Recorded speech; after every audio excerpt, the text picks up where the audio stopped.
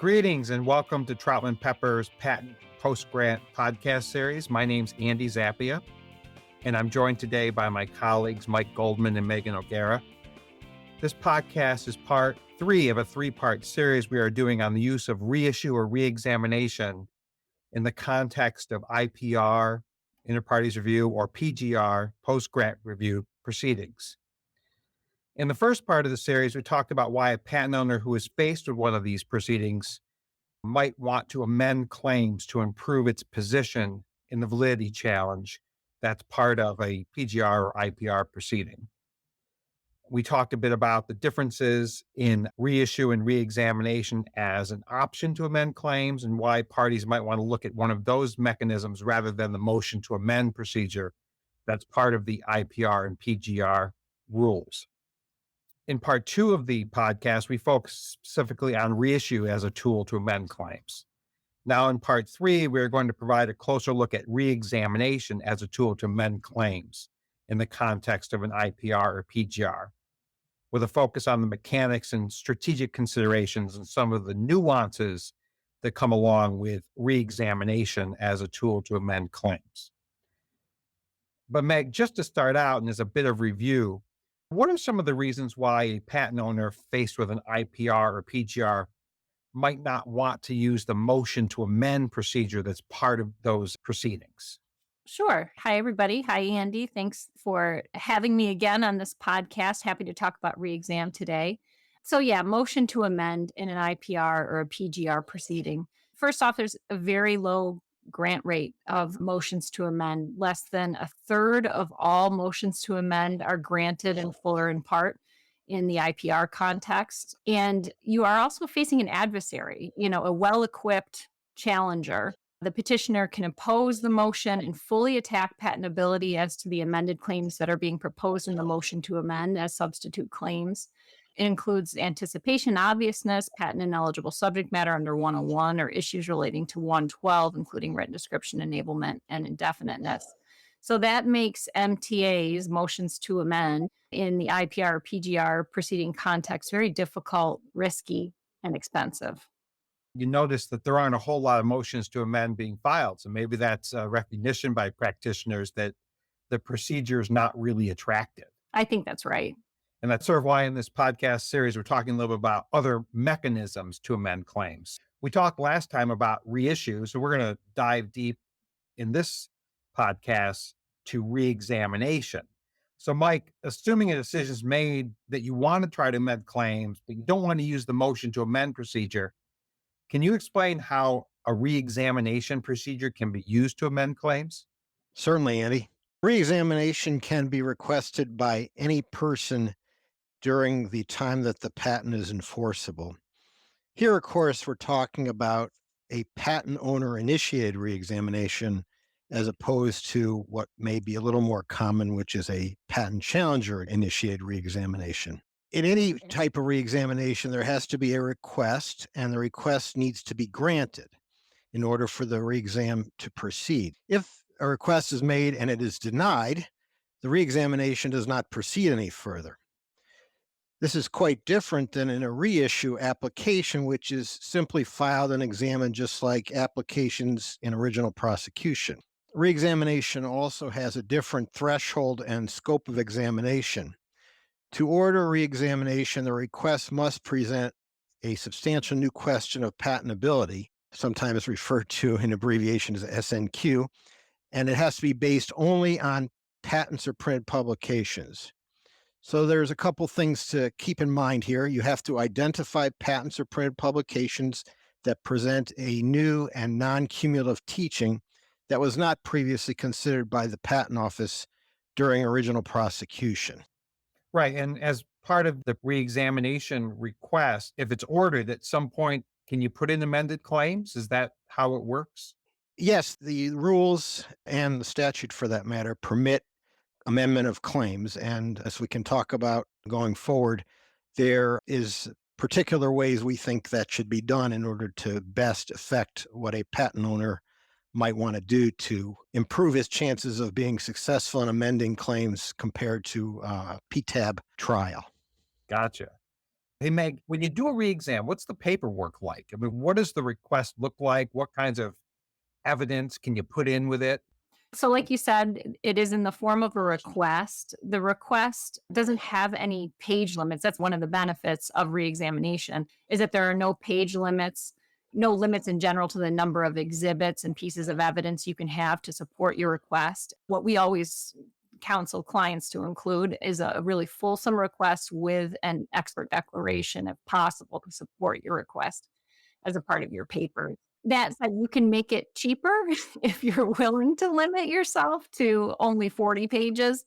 That's one strategy the Patent Office has provided to incentivize folks and improve the accessibility of reexamination for smaller entities or requesters that are willing to limit their page count is a half price reduction. Oh, so the filing fee is less if you adhere to some page count limit. Yes, that's right, with the appropriate spacing and word counts associated with that. Is that the pages of the request? Does it also apply to the pages of the declaration, or is the declaration without fee? The declaration is without fee, so it's really a limit on the request itself. So you can make the declaration as long as you want with no fee impact. You sure can. Whether someone will read it is another question. Right, of course.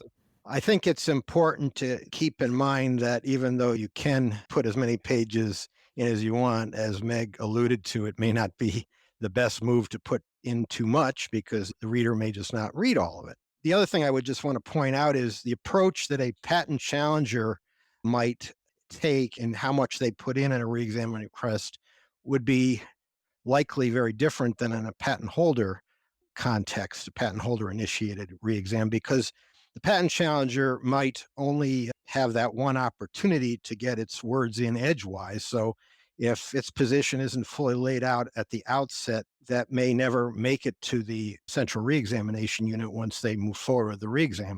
On the other hand, patent holder initiated reexam, the patent holder is going to be involved the whole way through. So if more needs to be said, it can always say it later on. Maybe we'll talk a little bit more about the mechanics of the actual amendment request in the context of the re-exam. Mike, can you give some thoughts on the strategy there? Claim amendments can be filed, as we talked about a minute ago. The fact that it is possible to have your request be accompanied by amendment doesn't mean it's a good idea to do that. The conventional wisdom in filing amendments by a patent holder initiated reexam or by the patent holder in any context prior to granting of the request is that it's not a good idea to submit an amendment until such time as the request is granted. So conventional wisdom is to wait. And why is that? Because if you go ahead and put an amendment in before the request is granted, the concern would be that what happens if the request is denied? You've put out a amendment that makes changes to the claims for some reason, and you may never really get to have that amendment considered if the reexam is denied and other procedures aren't otherwise available to submit that amendment. So usually we counsel people to wait until the request is granted before proceeding. That said, once the request is granted, it's prudent to file the amendment as soon as you can. One, because the reexam process does not permit the usual amount of prosecution that you see in normal prosecution or reissue prosecution, where there are continuations and divisionals available to buy time in order to submit the amendments that are needed to get the case allowed or declarations. Reexam is usually a process where you get a first office action after the request is granted, and then you will likely get one more office action, and then prosecution starts to end. So it's best to keep that in mind and get your amendment in as soon as the reexamination is going forward so that you're able to have sufficient time to prosecute your case and get those amendments in shape for the patent office to allow your claims. So it sounds like the strategy might be to put in your request and the evidence you want and maybe have the amendments ready. And once the re-exam is ordered or granted, then you file the amendment right away. Is that the strategy? I like that. Yeah. In reissue, in some circumstances, you can put in a broadening amendment. But here, is it correct? You can only narrow in re-exam? That's right. Okay. If you're doing that, that is, narrowing the scope of the claims and presumably is going to put them in shape to distinguish the claims from whatever challenges you're concerned about with regard to patentability of the original claims. Gotcha. Now, one other thing I was thinking about is in a patent owner initiated re-exam, because you have to show this substantial new question of patentability, right? Is a patent owner sort of admitting an invalidity problem with the current claims, and are there strategies to try to mitigate that admission problem or concern? Yeah, that on its face always seems to worry people. And I think the first thing to keep in mind is that the standard that you have to meet of a substantial new question of patentability is not a standard that equates to lack of patentability. It's simply that there's a question of patentability, a new one, but not necessarily that the question is sufficient to establish lack of patentability. So I think there's that to start with.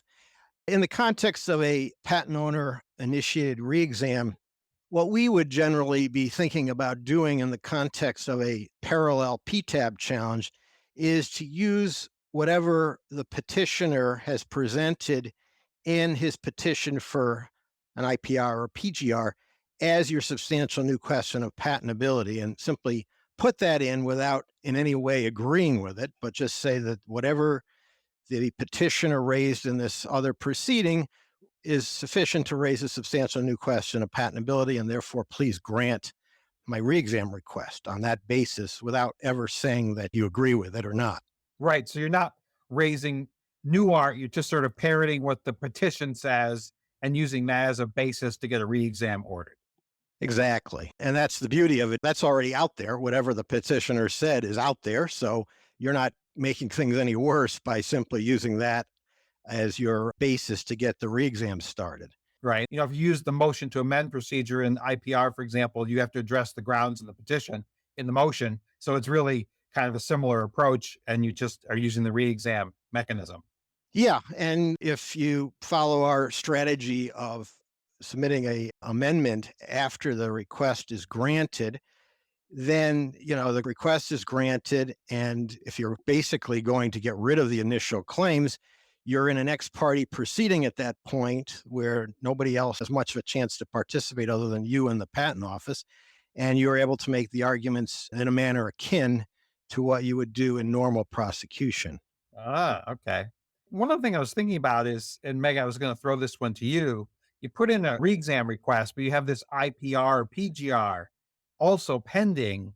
Well, what does the patent office do when you have these different proceedings pending at the same time? Will it allow them all to go forward? Is it going to stay one of them? How's that work? The office can stay examination of a re-exam proceeding pending any final written decision in that PTAB trial proceeding that addresses the same patent. Usually that's done by motion in the PTAB trial itself. And the board ordinarily will stay a parallel office proceeding where good cause exists. And that includes, for example, an ongoing PTAB trial, which is subject to statutory deadlines, that, year deadline from institution, and is addressing the same or overlapping claims. Even a single overlapping claim, we've seen that be cause for a stay of a patent at issue in a parallel office proceeding. That is typically considered good cause to stay the re-examination proceeding or the pending office proceeding. Assuming the re-exam is ordered, not stayed, Meg, what happens next once it's ordered? And now we talked about putting in an amendment right away. Assume you do that. What's the process then?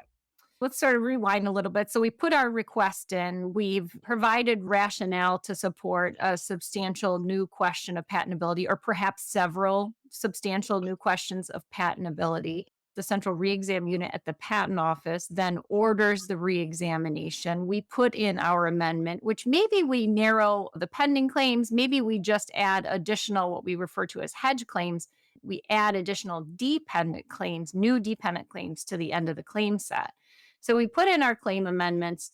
We may get an office action, and an examination will proceed in front of the central re-examination as normal. I'm air quoting. You can't see my air quotes, Andy, but I'm saying as normal, with the exception of really timing. So on timing, there is a very limited life of a re-examination.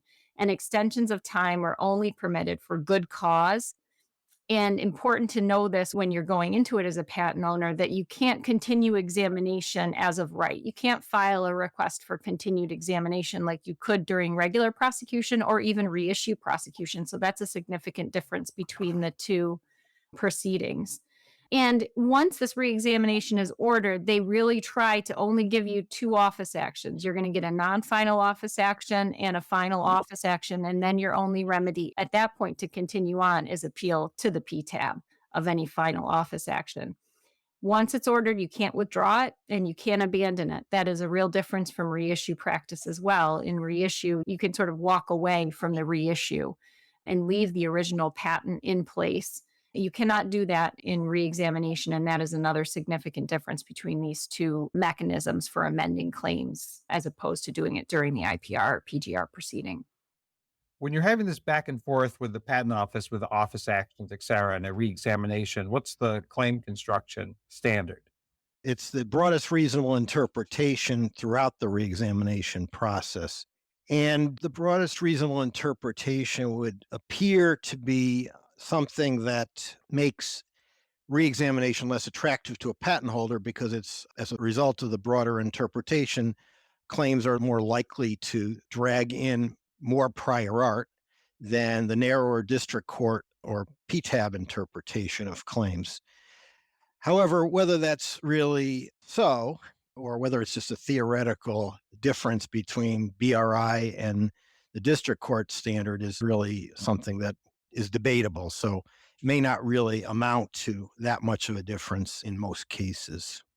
Gotcha.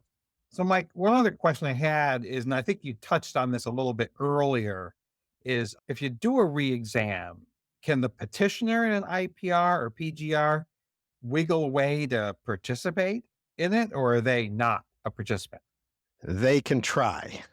Once a reexamination proceeding is requested by the patent holder, if the petitioner in a PTAB trial wants to also get into a reexamination proceeding on that patent, they would have to file their own request for reexamination and hope that the patent office will merge the two proceedings together. The limitation of doing that in the context of a patent holder trying to amend the claims is that once the amendment is submitted, depending on the scope of the amendment, the central reexamination unit will be focused on that amendment, perhaps entirely, and the reexamination request that a petitioner in an IPR or PGR files would be only limited to the claims in the original patent. So they can certainly try to make some comments about the amendments, but it really would be outside the scope of their request and would likely be ignored by the patent office, if not stricken, as being irrelevant to that reexam request. Gotcha. Hey, Mike, I was wondering, people know that with IPRs and PGRs, there's various estoppels. What about with re-exam? Like a patent owner initiated re-exam, is the patent owner going to get hit with any estoppels? For the patent owner, the estoppels that attach are those that are like regular prosecution. That's who we're focused on as being the requester here. Third parties can challenge a re-exam proceeding, but we're focused here on patent owners. They're fully subject to the regular prosecution estoppels that would be associated with reissue or regular prosecution. Their appearance before the patent office in the reexamination proceeding and any positions they took would form part of the intrinsic record for claim construction and can be the subject of prosecution history estoppel assertions. Right. And that would be the same in reissue, right? Sure would. Yep. Yeah. And how about preclusions in later litigations? If a patent owner takes certain positions in prosecution, could there be preclusions in other proceedings potentially? The argument's been made, but the Federal Circuit and district courts have repeatedly rejected issue preclusion or collateral estoppel arguments about positions taken by requesters in reexaminations. And they've also emphasized that district courts aren't bound by PTO claim constructions under the BRI. So I think those arguments can be made. I think it's not likely to be successful, though. Gotcha. So, Mike, assuming you make it through the re-exam prosecution process and you have allowable claims, what happens then? Well, you get a certificate of reexamination from the patent office that tells you what the outcome of the reexamination is, which hopefully tells everyone that your claims as amended or original were all confirmed. There may be some that were canceled, but that is the document you get at that point.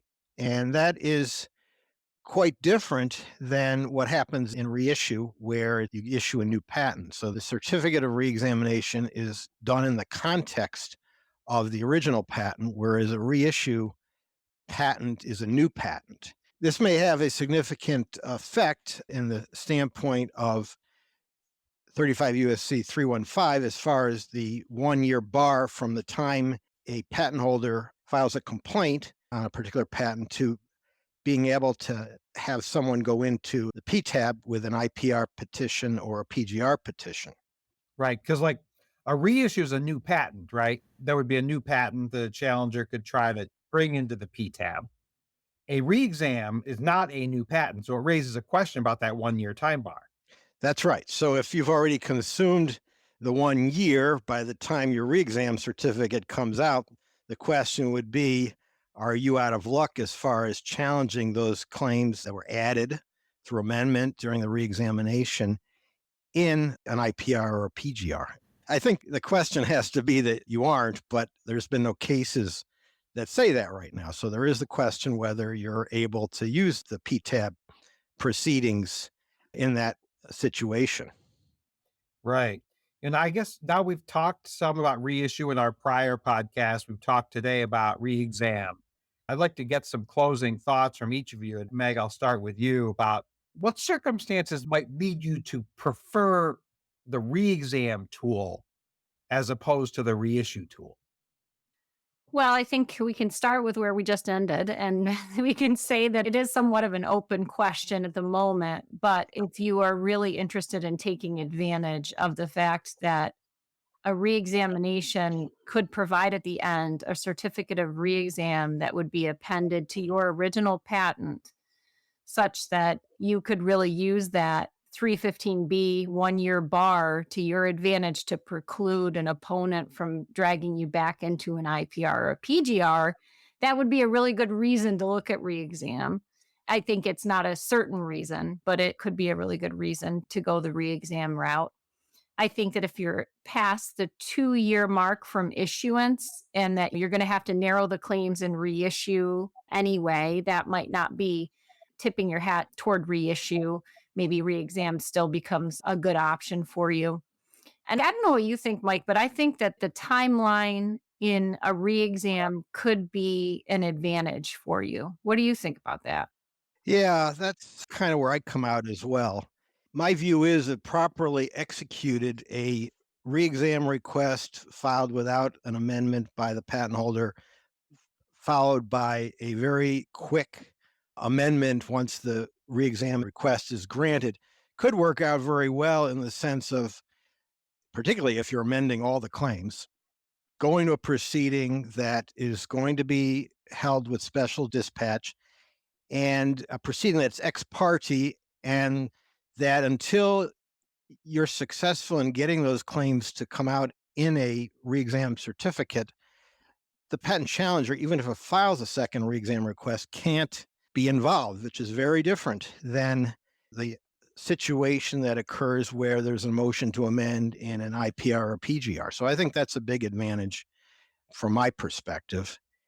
Another distinction that may militate towards using reexam is reissue is a proceeding that will consider all challenges relating to a patent, such as 112, 101, in addition to 102 and 103.